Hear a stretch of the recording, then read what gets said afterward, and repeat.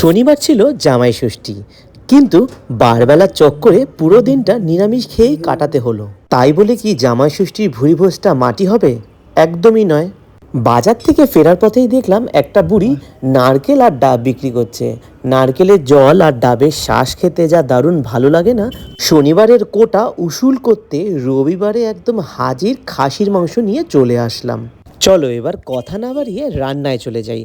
প্রথমে খাসির মাংস বাজার দিয়ে এনে ভালো করে ধুয়ে নিলাম।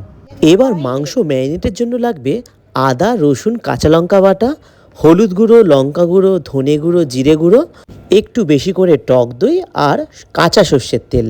এবার এই অবস্থায় ম্যারিনেটের জন্য রেখে দিলাম 2 ঘন্টা।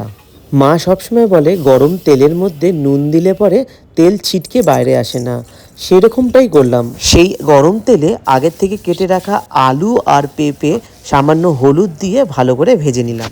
এরপর অন্য একটা কড়াইতে তেল দিয়ে তাতে তেজপাতা আর শুকনো লঙ্কা আর গোটা গরম মশলা ফোড়ন দিলাম। আগের থেকে কেটে রাখা কোচানো পেঁয়াজ, আদা, রসুন আর কাঁচা লঙ্কা বাটার পেস্টটা দিয়ে দিলাম। সাথে হলুদ গুঁড়ো, লঙ্কা গুঁড়ো, জিরে গুঁড়ো, ধনে গুঁড়ো আর ম্যারিনেট করে রাখা মাংসটা দিয়ে বেশ কিছুক্ষণ কষাতে শুরু করলাম। ওহ, মাংস থেকে যখন জল ছেড়ে দেওয়ার পরে গন্ধটা বেরাচ্ছিল না, তখন খিদেটা আরও 4 গুণ হয়ে গিয়েছিল। কষানো মাংসটা এবার নামিয়ে সোজাসুজি প্রেসার কুকারে দিয়ে দিলাম। সাথে গেল ভেজে রাখা আলু, পেঁপে আর সামান্য নুন। ওপর থেকে দিলাম একটু গরম জল, শাহি গরম মশলার গুঁড়ো আর 2 চা চামচ ঘি। কুকারের ঢাকনাটা টাইট করে আটকে দিলাম।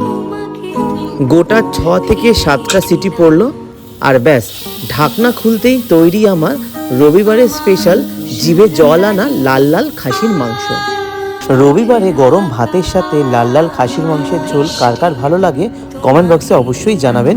সবাই ভালো থাকবেন, সুস্থ থাকবেন।